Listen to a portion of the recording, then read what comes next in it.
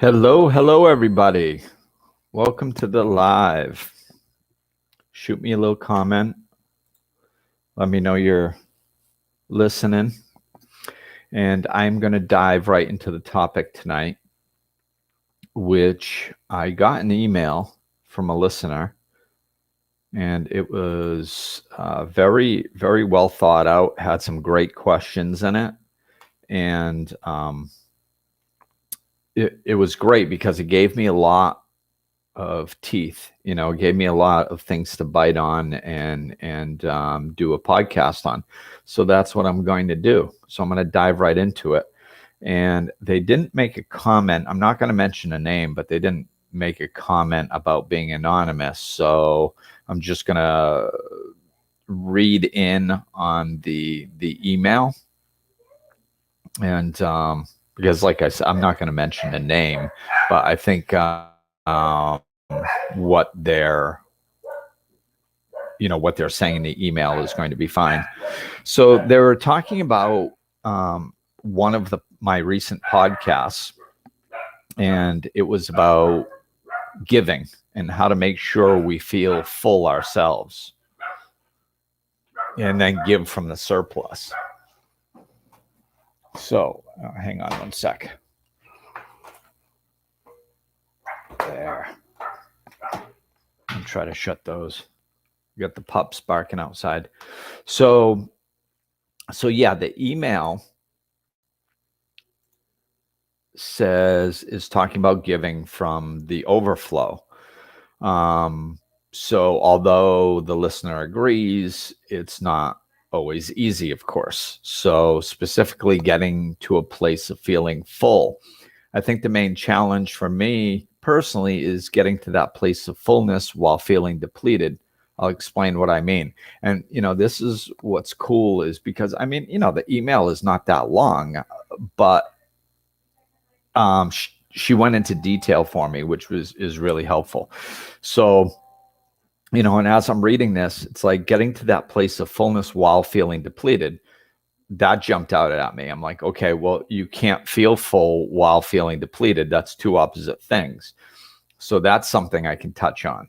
And then she goes into a little more detail about a job being exhausting and a boss putting a lot of work on my desk, which I specifically experienced this in my journey. And the demands and expectations depleted me. Tried to do what I could to improve the situation, having conversations, trying to draw boundaries. Another thing that jumped out at me. We can't try to draw boundaries. If we're setting appropriate boundaries, it's not up to the other person whether they abide by our boundary or whether they don't abide by our boundary. A good boundary is set up and you know what the consequences are going to be before you even present it, and then you follow through with those consequences. So, I'm going to be going into that a little bit more. When my efforts didn't lead to enough of an improvement, planned on leaving. This was so hard to do while feeling exhausted, which that jumped out at me. I left before finding another job, which put me into another situation that has been depleting. And I experienced that in my journey. So there's so many little things here that give us great food to talk about. So, and there's a little bit more to the email, but I'm going to start diving into this and then go back to the email. So the first thing that jumped out, I think a main challenge is getting to that place of fullness while feeling depleted. So, and I just clicked back over. Hi, Sarah.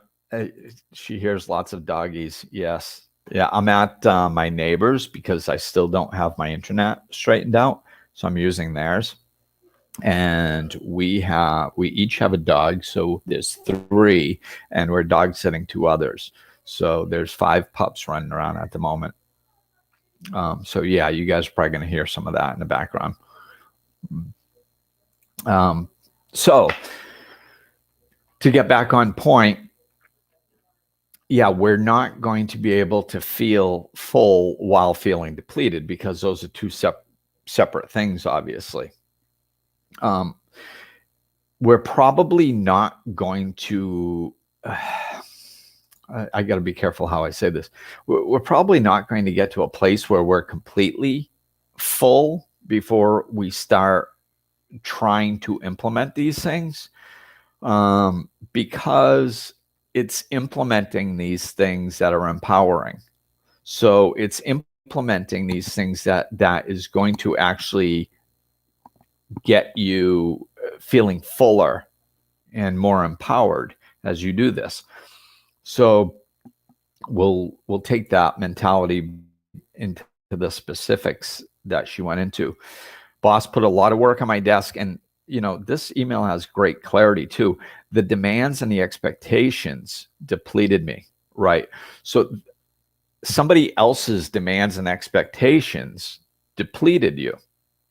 So that's a gigantic sign, because that's something else somebody else is doing to you that's hurting you.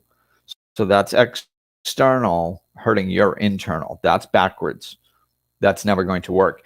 As long as we have people externally that are going to come in and control how we feel through their demands and their expectations, we're set up to lose.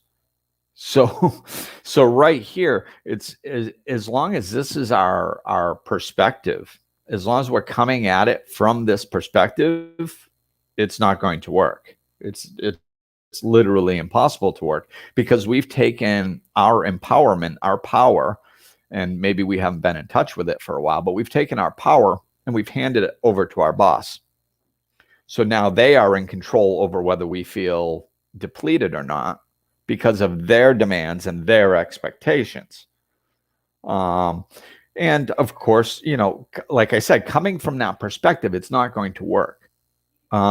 And now we see how in the email says, I tried to do what I could to improve the situation, having conversations, trying to draw boundaries. People, do you know how many conversations took place today? Hundreds of billions. You know how many of them actually solved anything? Very, very few. And a lot of times the conversations, we are not clear on how to have empowering, useful conversations, which the most extreme and the most specific of which is setting boundaries, which was mentioned. So drawing boundaries, really a great thing to do is go back and listen to some of my podcasts. Just put in keyword boundaries, and whichever podcasts pop up that have that keyword in it, listen to them, because I've talked a lot about boundaries. Excuse me, because they're one of the most misunderstood things out there is boundaries. People, we think a boundary is saying, hey, I really don't want you to do this. Please don't treat me this way. Can you not do that, please? Thank you. And then they continue doing it, and they go, see, my boundary didn't work. Well, that's not a boundary. That is not a boundary. If the other person, if it depends on the other person's compliance, then it is not a boundary.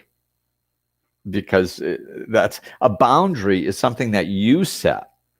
That's an empowerment action that you set.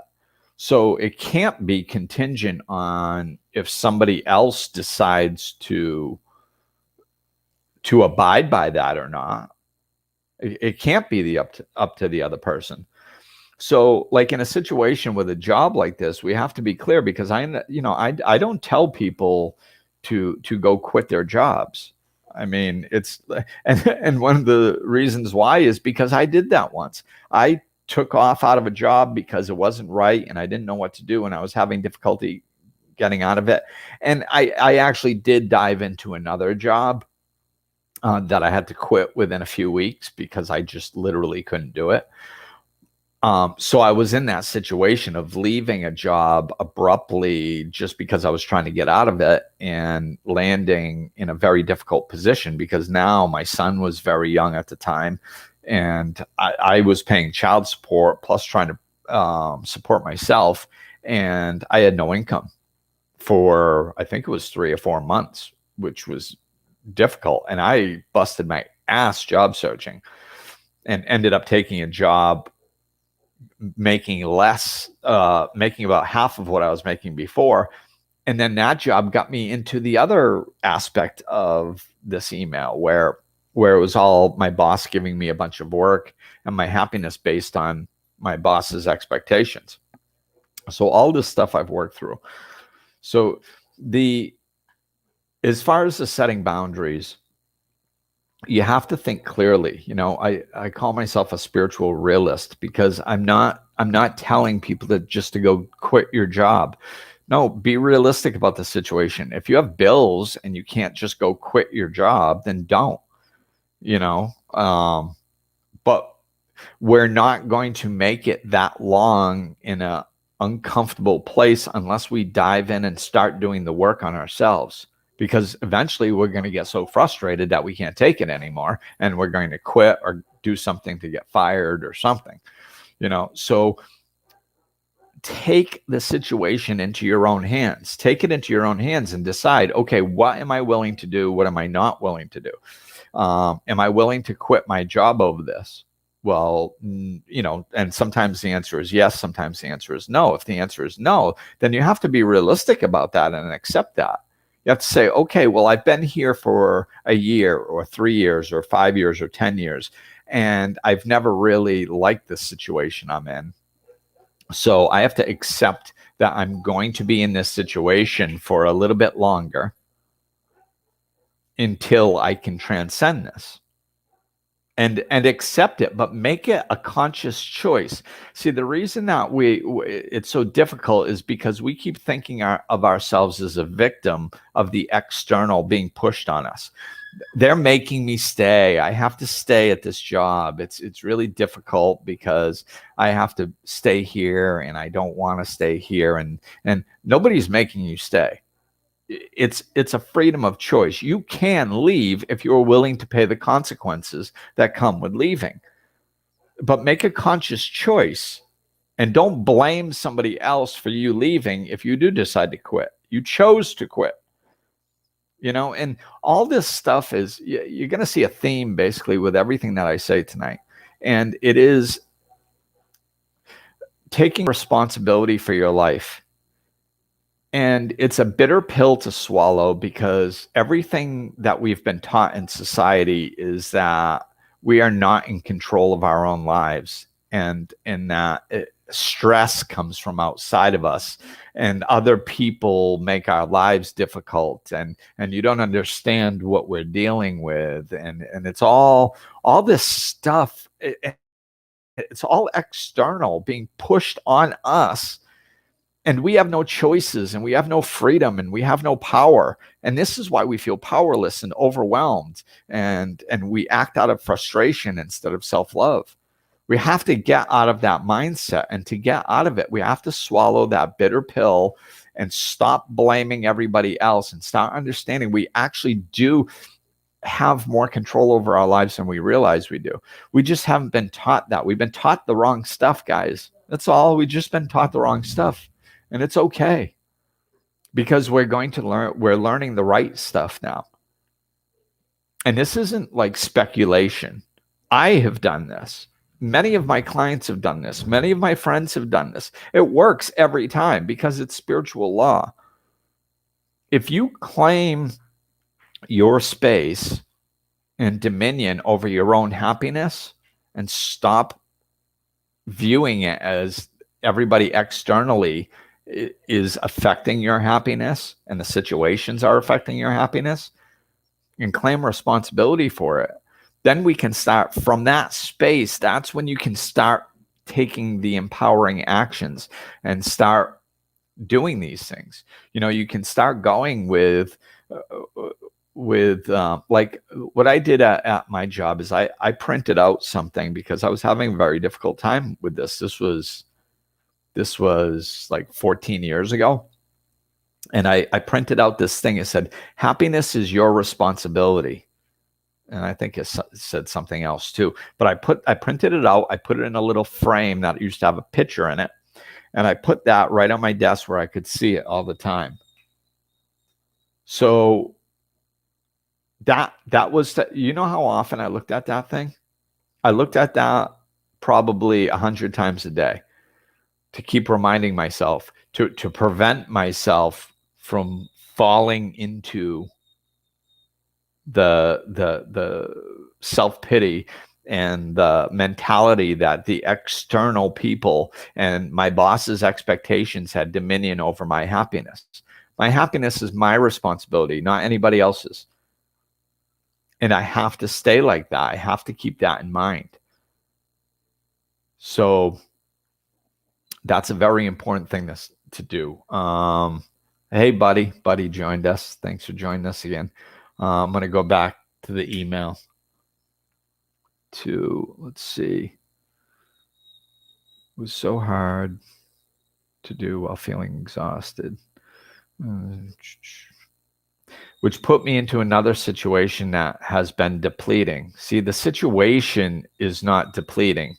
It's how you're handling the situation that's depleting you. Relationships. It can be hard to successfully escape from that situation because of depletion. See, you have no power, you have no control over your own life. It's everything external. Other people, relationships deplete you and they suck you dry. And I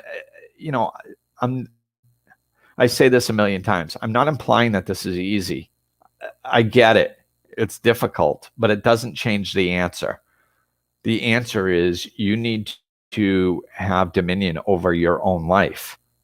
And we have to stop blaming other people. If you're having a relationship that's depleting, to successfully escape, you don't have to escape anything. You're not locked in. You know what I mean? See, it's the perspective that needs to shift. Because if you pay attention to the wording here, everything is implying that this person has no control over their own happiness. It's so hard to successfully escape from that situation. Like you're locked into it and you can't find the key. Like it's your life. Like if somebody is depleting, you don't, family, friends, partners, you don't have to escape from them. You just have to set boundaries or distance yourself from them. If somebody's sucking the energy out of you, or they're talking about things that suck the energy out of you, you have to just stand up and be like, I can't talk about stuff like this anymore. It just drains me of all my energy and I'm exhausted all the time. And I'm really trying to be happier in my life. Make it about you. I'm trying to be happier in my life. And I'm trying a new thing. I'm not talking about or discussing or getting into conversations about anything negative. And I'm going to see how much happier I am as a result of that, because I have to try something, because I can't live like this anymore. Make it about you, because it is about you. It's not about them. They have the right to go be as miserable and talk about the most energy draining things possible. They have that right. And you can't control whether they do it or whether they don't do it. So what you need to do is allow them to be them and start creating the life that you want. Draw boundaries with people. I already told you I don't want to talk about this stuff. I'm just going to have to hang up. And then hang up. It's okay if people get upset with you. Like, if you have to figure out what is your goal. Is your goal to live a happy, healthy, peaceful life? Or is it to make everybody else happy? Is it to make sure that nobody else upsets you, or you don't upset anybody else? It can't, if you're living your life for everybody else and you're not taking care of yourself, then it's simply not going to work. You're never going to find happiness. Let's see. I guess what I'm saying is that when I try to take care of myself, drawing boundary lines, not be a doormat, it's incredibly hard to turn the ship around and get to a place of feeling energized and full when a person and or a situation is exhausting. Yeah. I did a podcast on energy vampires, givers and takers, all which enjoyed.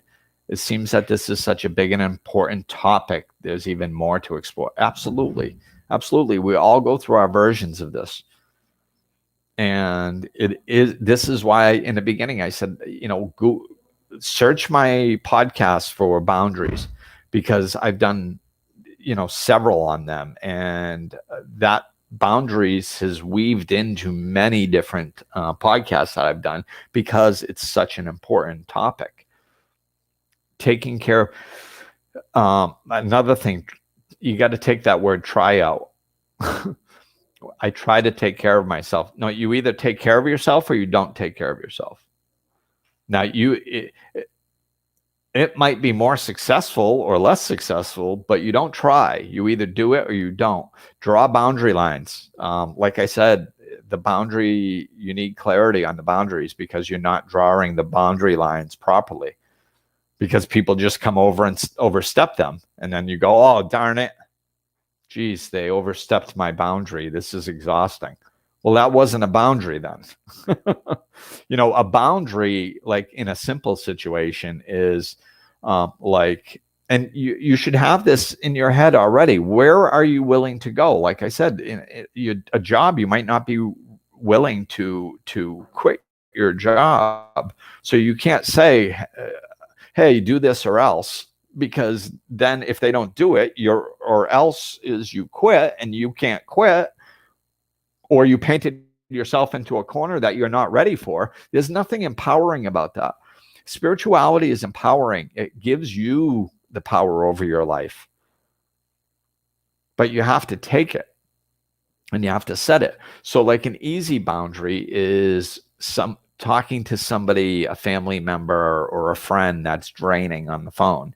And you tell them right off the bat, hey, listen, I'm not talking about anything. Or as soon as they start, you go, hey, listen, I'm sorry.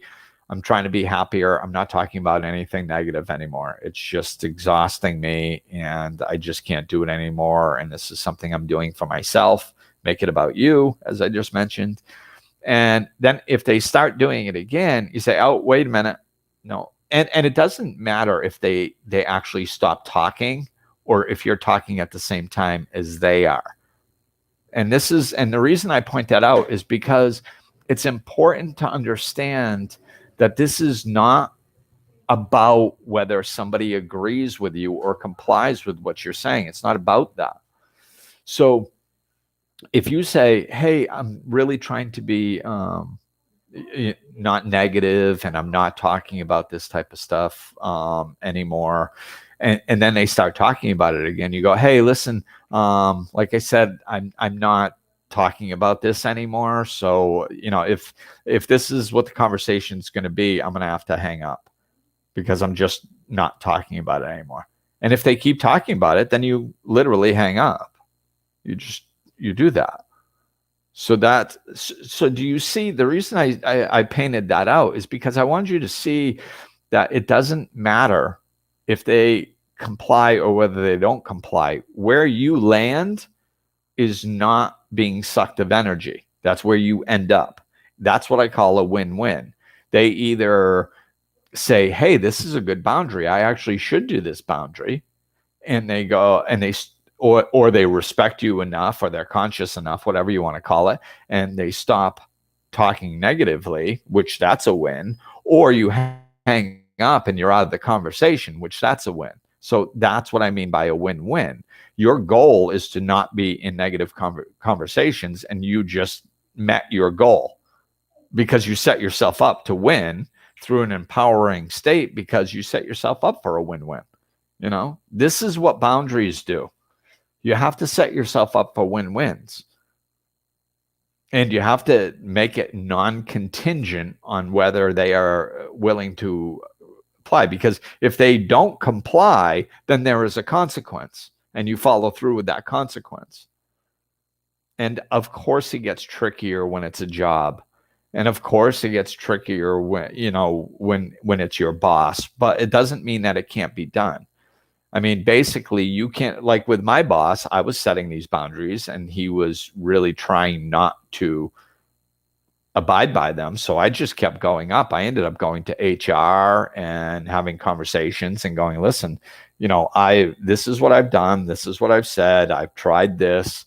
This was the response and I don't know what to do. So, and it ended up, for that situation, I was not going to quit without having another job.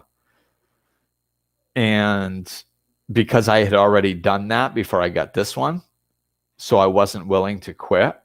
So I kept pushing and being responsible for my happiness, even, as he came in saying stuff over and over and over and over.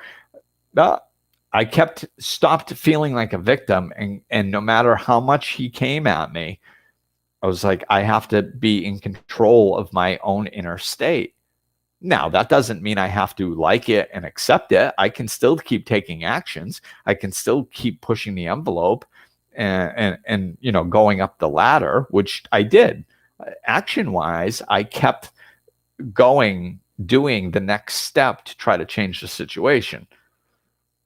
But I was not, in the meantime, I was not going to let him rob me of my peace to the best of my ability. I mean, it affected me. And it's not, some of these situations, we're not going to be running through life clicking our heels happy all the time, especially when we're in a bowl of crap where we've never been empowered to take care of our lives. And then we have all these external forces trying to show us.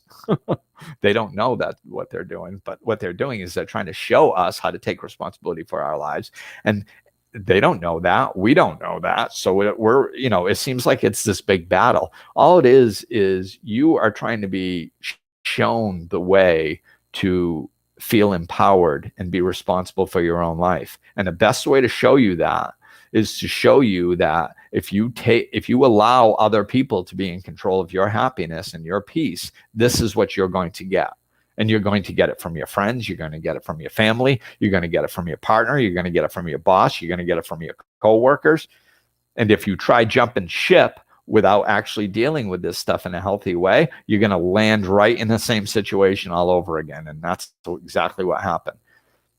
This is why and it's not just you, it's all of us. We are being pushed to grow right now. God knows I am. I just moved up into the mountains in the Dominican Republic, and this has been one of the most trying times in my life. As far as I've come in the last 17 years, this has pushed me to my edge of growth where I needed to grow more, and I still do. So, we're all growing now. So, I mean, do not feel like you're alone. We're all growing. Whatever we need to work through is being shoved in our face so we can work through it. So let me just check some of these comments. Sarah, I found with some people, when I shut conversations down like that, they come back with some cliche like the ostrich buries its head in the sand, or even worse, you're part of the problem. Yes, they do. And I love when Sarah, you're extra good at bringing this type of stuff up. But I love when people bring this up because it's true. This is one of the reasons why we tell people to we give them the room or the space to disagree with us. So the ostrich buries its head in the sand. Yeah, it does. It does. You're part of the problem. That's your opinion. That's your opinion. I don't see it like that. And walk away. You don't have to get them to agree with you. Let them dislike you. Let them dislike what you're doing. Give people, one of the most freeing things we can do is give people the permission to have their own thoughts and beliefs. I don't know where we got it in our heads that we're all supposed to agree on everything. We're all individual. We have different fingerprints. We're very individual. We all look different. There's clues to this. We're different. We're supposed to be different. We're not all supposed to see things the same. And that is not required for us to be happy and peaceful in our own lives. It is not mandatory. I call it my asshole repellent. I love when people don't like what I'm doing and really stand in it. Some people don't like what I'm doing, but they're like, well, hey, that's Glenn. It's his way, whatever. And those are the people that like are my friends because they accept me regardless of whether they agree or whether they disagree with a particular way that I'm handling something. It's inconsequential to them. And those are the people that I like to have as my friends. But when somebody really gets upset and refuses to give me space to handle things the way that I think that they should be handled in my life, cool, see ya. I want them to be mad at me. I mean, not really, but I don't want somebody to be mad at me. But boy, it simplifies my life because I just found out that that person refuses to give me the space to allow me to be myself without criticizing me or putting me down. That's not somebody I want in my life. So the fact that they don't want to talk to me or they don't like me or whatever, cool, good. My circle just got a little bit healthier because they're not in it. Allow people to go. You don't need people in your life that are negative. You don't need them. So thank you, Sarah, for that. And Sandy, hi Sandy, nice to see you back. And this is actually during my live because I know that you had a work issue in the past. So nice that you could make the live. Lisa, hey Glenn and everybody, and my friend Grace. That is right, my friend. Grace has made some posts recently of her place in Rhode Island, her spiritual place that she had started many moons ago. That was one of my first little hangouts. Very cool. So she was like my first spiritual friend in Rhode Island, I believe, like 16 years ago. I can't believe it's that long. So nice to see Grace too. So let me, I'm just going to go back to this email and just kind of read through the ending to see if there's anything more I can touch on to wrap up. It's incredibly hard to turn a ship around and get to a place feeling energized and full when a person is exhausting me. I already touched on we have to flip-flop that and take responsibility for ourselves. A person or situation cannot exhaust you. They are external. So the only way that they can exhaust you is if you open up and allow them to exhaust you. If you give your power away to them. If you give them the ability to exhaust you. And I can prove this because if there was, this person said they listened to a bunch of my podcasts. So I'm going to use me as an example because it's probably clearer that way. So if if your boss said and did the same things to me as your boss said and did to you, do you think that I would be exhausted on the same level? Do you think I would be as exhausted? And I would venture to say, no, I wouldn't. Maybe I would give some of my power away because, hey, I'm not perfect either.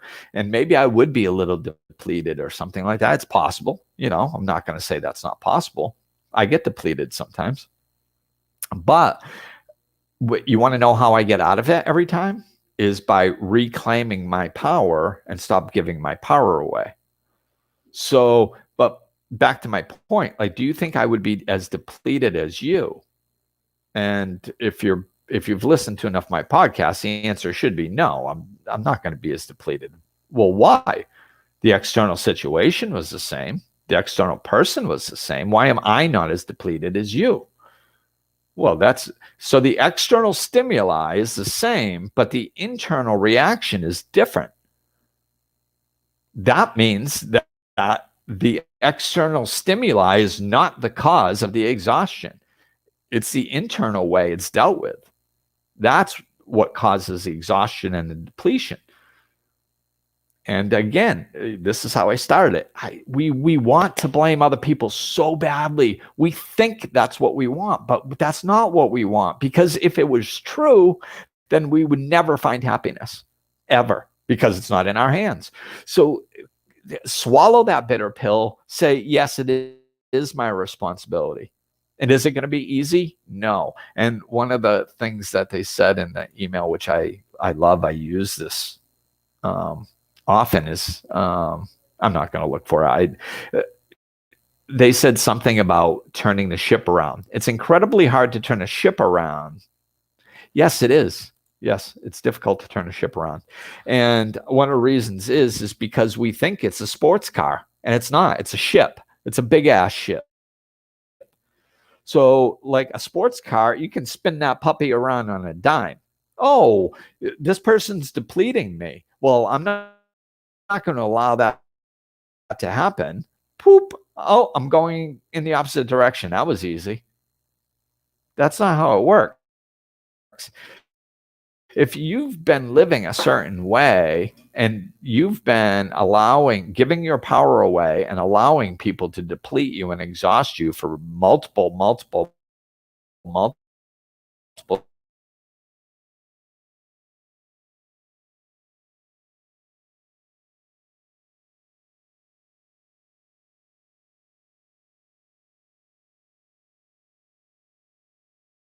years, because everybody else that taught us how to live in this world, a few days, and then we have a bad day and it really affects us, and then we go, oh crap, I'm back to the start.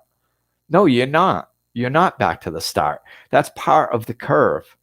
If you're going from giving your power away to reclaiming your power, there's a bunch of space in between those 2 points.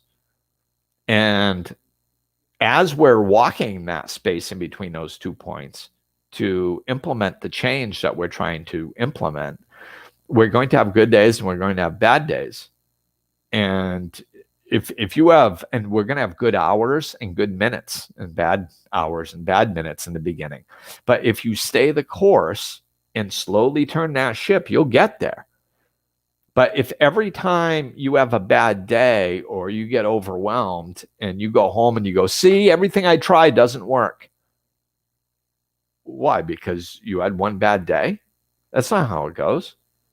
That's not how it goes. It's, you're going to not be successful at certain times. It's going to happen. And sometimes you are going to be successful. And what happens is, as we're moving towards any type of change, we are almost 100% one way and 0% another way. And then we start changing. And then we're 90% one way and 10% another way. And then we're 80% and 20%. And then we're 50-50. And then it starts going in the other direction. And then next thing you know, we're 80% healthy, 20% unhealthy. And we're going, wow, when did that happen? And you want to know why we say, when did that happen? Is because we weren't keeping score. We weren't freaking out every time we had a bad day. We were just doing our best without judgment on ourselves. Don't judge yourself. Just keep doing your best. And next thing you know, you'll wake up and you'll be like, boy, that person hasn't gotten to me in like 2 weeks. When did I get so good at this? Oh my God. And it'll be shocking and wonderful and fulfilling and exciting, when you really start seeing that change. But that's how real change happens. And it happens that way, like I said, because you're not keeping score. If you keep score all the time, that's never going to happen, because you judge yourself every time you don't do it perfectly, which makes you feel bad about yourself, which is, disempowering, which lowers your empowerment because you feel like crap about yourself and you don't have the self-love or the self-confidence to keep moving forward.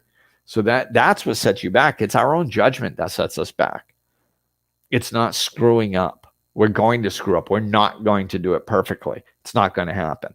We're going to have bad days. Things are going to get to us. But if we stay the course, little by little, we're going to have more good days than bad days, and then eventually we'll achieve the change. So I am going to wrap up soon. I'm going to take one more quick look at the email. Yeah, that's really basically it. It's the empowerment. We have to empower ourselves, and we need to learn to set healthier boundaries. And I mean, sometimes we have to get pretty specific with the boundaries. And I try to put out as much helpful and free content as I can, but sometimes, you need outside help. So, especially with like specific situations, sometimes you need to, especially with boundaries with workplaces and family. I've found that many times you have to have a very specific plan in place with specific boundaries, with specific consequences in gradually more extreme consequences. So you have to have like a plan with like 3 boundaries with increasingly intense consequences. If there's somebody in your life, I call them repeat offenders. I haven't used that term in a while. Repeat offenders is what I call them. You know what? I don't really have repeat offenders in my life anymore. That's why I don't use that term anymore. Well, so this is one of those moments I was just talking about where you go, when did that happen? Wow, that's cool. I just had that. I just realized I don't use the term repeat offenders anymore because I just don't have them in my life anymore. So that's cool. So you can get them out of your life little by little.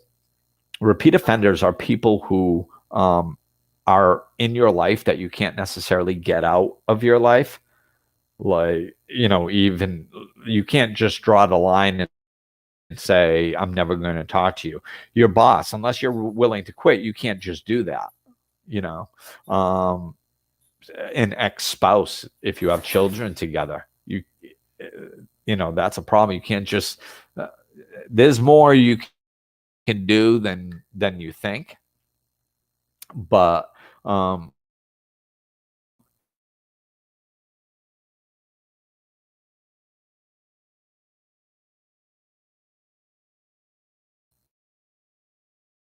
and you can cut people out of your life, and there is more that you can do, and you may have to do those things. A lot of them is lifting an ocean liner of behavior. Their perceptions of you and who you are and how you function are locked into place.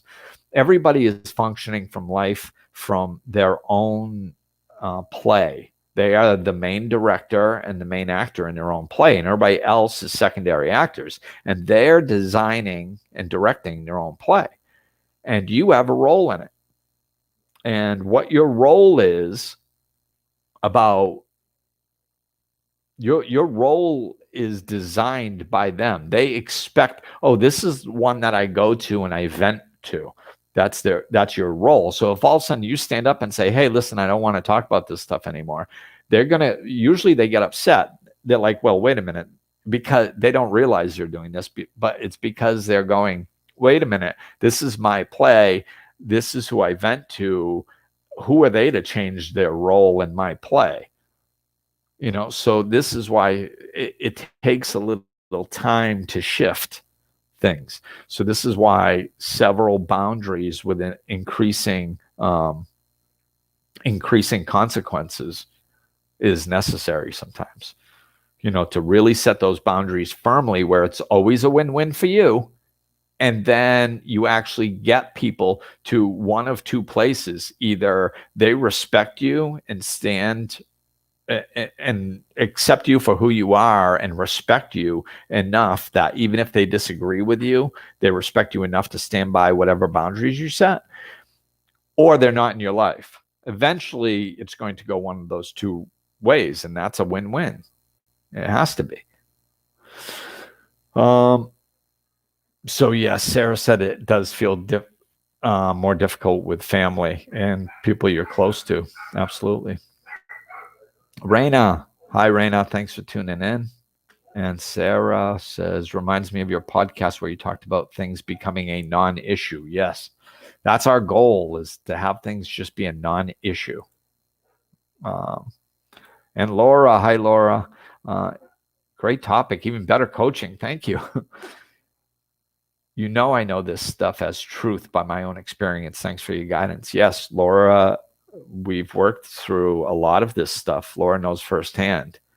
Like I said in the beginning, like this is not stuff that I'm saying like, oh, hey, why don't you try this? Maybe it'll work. No, if it's done correctly, and you have to have it that so many people come to me and I have big conversations with them specifically about a boundary or boundaries and how to set them and what to do and how to do that. And then, they'll come back a little while later and they'll be like, oh, it didn't work. They're like, what do you mean it didn't work? Of course, then you didn't do it right. Oh, no, I did it right. It didn't work. Okay, let's go back. Let's walk through. And we'll go piece by piece and we'll see exactly where they dropped the ball. Remember when I told you this? This is why I told you this. I mean, it's very simple, but it's amazing how conditioned we are to think differently than this. So our subconscious comes in and sabotages things. That's why we need to be very clear on what boundaries we're setting, why we're setting them, how they're going to work, what the consequences are, and then we can set them and just follow them to a T without going, well, yeah, I know he said this, but in this situation, of course, I should go that way. I don't do that little piece on this in this situation. Of course, that would be ridiculous. That's the very thing that you do need to follow through.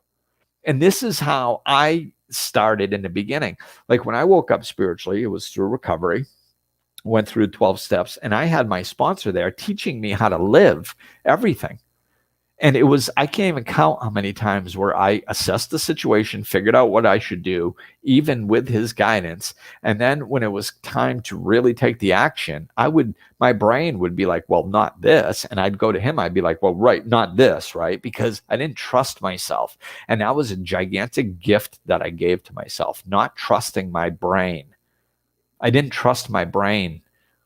I thought, and I was very intellectual. I could, rationalize things and think things through and all this stuff. And I didn't trust myself. And I'm glad I didn't, because every time I went back and I was like, well, except for this piece, right? He went, no, that's exactly what you need to do. It was like living in that Seinfeld bizarro world where common sense becomes uncommon sense. That's what it's like when you're trying to implement these changes. This is why guidance is so important. Is because the very thing that you think that you don't have to do is the very thing that you have to do. This is what Einstein meant when he said, you can't solve a problem with the consciousness that created it. Your thinking, the way you view situations, your perspective got you into this situation. If you depend on your way of thinking, it's going to leave you in this situation, because that's what got you here in the first place, your way of thinking. So this is why we need to bring in that other way. So there. I could feel those kind of, to me, they're big things, like hammer it home with a quote and that type of stuff. I love when I get somebody like Einstein that says something like this and it alludes to exactly what we're talking about. So, so I'll close with Gandhi's, one of my favorites. Be the change you wish to see. If you want other people to do things and then the world will be better. No, it starts from within. We got to change ourselves. We have the power to change ourselves. We have the power to find happiness. We have the power to set healthy boundaries. We can do it. And sometimes we have to be willing to risk things, and sometimes we don't. Sometimes we just have to be really specific and clever with the boundaries that we're setting and how we're setting them. But it is available to you. So that's going to do it. Thank you for listening, everybody. And I will talk with you soon. Next week, hopefully. Hopefully I'll have my own internet next week. We'll see. All right. Take care, everybody. Looking for more? Check out over 200 episodes of Life Lessons and Laughter, or click the link in the description of this episode to connect with Glenn directly.